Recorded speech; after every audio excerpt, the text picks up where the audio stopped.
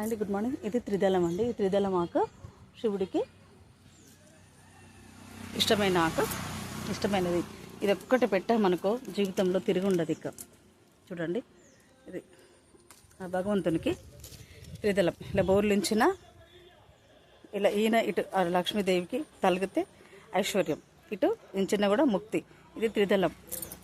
త్రిదళం మహావిష్ణుమూర్తి, సాక్షాత్ మహావిష్ణుమూర్తినే శివుని కోసం ఈ అవతారాన్ని ధరించాడు. దీని చుట్టూ ప్రదక్షిణ చేసినా కూడా జన్మజన్మల పాపాలు తొలగిపోతాయి. ప్రదక్షిణ, పూజ, పురస్కారం. త్రిదళం చాలా ఇష్టమైందండి. నువ్వు కోటి రేట్ల పుణ్యాలు రావాలన్నా, దోషాలు తొలగిపోవాలన్నా, జన్మజన్మల పాపాలు తొలగిపోవాలన్న త్రిదళం ఈ చెట్టును శివుడి గుళ్ళో ఉంటుంది. ఇళ్ళల్లో కూడా పెంచుకుంటారు. చాలా విశేషమైనది. త్రిదళాలతో పూజ చేస్తే చాలా అద్భుతంగా ఉంటుంది. త్రిదళం త్రిగుణాకారం త్రిజన్మ పాప సంహారం ఏక బిల్వం శివార్పణం. ఫ్లవర్స్ అండి. ఇక్కడ మామిడి చెట్టు. అది త్రిదళం త్రిగుణాకారం త్రిజన్మ పాప సంహారం ఏక బిల్వం శివార్పణం అని ఇట్లా బోర్లించాలి శివలింగం మీద. చాలా విశేషమైనది అన్నమాట. ఏదన్నా ఉంటాయి మనిషి అన్నాక జన్మనెత్తేది కర్మను అనుభవించేందుకు. మన కర్మ పాపకర్మలు తొలగాలంటే ఈ త్రిదళాన్ని శివుని ముందు పూజ చేసుకోవాలి.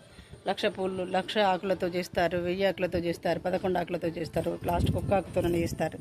ఆ సతీదేవి అవతారం ఎత్తినప్పుడు ఆ శివుడికి మానస సరోవరంలో అమ్మ స్నానం చేసి ఈ ఒక్క ఆకు వేసింది. అప్పుడు వాళ్ళిద్దరు మళ్ళీ కలుసుకున్నారు. చాలా పరమ పవిత్రమైందండి. ఆ శ్రీ మహావిష్ణువే సాక్షాత్తుగా ఇది వేశాడు. ఇందులో ఈ ఆకులో 3 అమ్మలు కొలువు ఉంటారు అని అనతి. లక్ష్మీ, సరస్వతి, శ్రీ గౌరి. మళ్ళీ వాళ్ళు ఉన్నక్కడ అమ్మ వాళ్ళు ఉన్నక్కడ స్వామి వాళ్ళు ఉంటారు. బ్రహ్మ, విష్ణు, మహేశ్వరులు ఇందులో కొలువు ఉంటారు. సాక్షాత్ ఆ మహావిష్ణువే ఈ రూపమెత్తి శివుడి కోసం ఉన్నాడు కాబట్టి. హాయ్ అండి. ఇది త్రిదళం. ఇలా ఉంటాయి, ముండ్లు ఉంటాయి చెట్టుకు. ఇక ముండ్లు ఉంటాయి, ప్రతి వాళ్ళకు తెలుసు. కాకపోతే ఇది ఇలా ముండ్లు ఉంటాయి.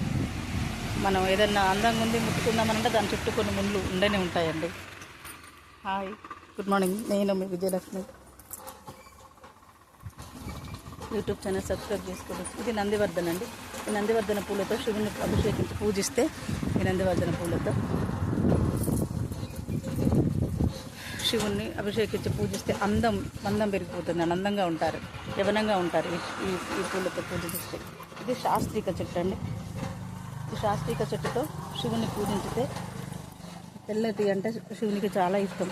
తెల్లటి బియ్యంతో, తెల్లటి పూలతో పూజ చేస్తే దోషాలన్నీ తొలగిపోయి అంగరంగ వైభవంగా అష్టైశ్వర్యాల భోగ వైభోగాలతో ఆయువు, ఐశ్వర్యం, సిరి, సంపదలు, భోగ వైభోగాలు అన్నీ ఉంటాయండి.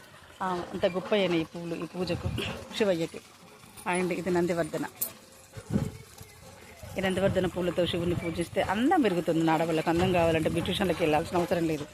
ఇవి రోజు శివుడికి 1 లేదా 2 అర్పించితే ఎంతో బాగుంటుంది. అండి గుడ్ మార్నింగ్.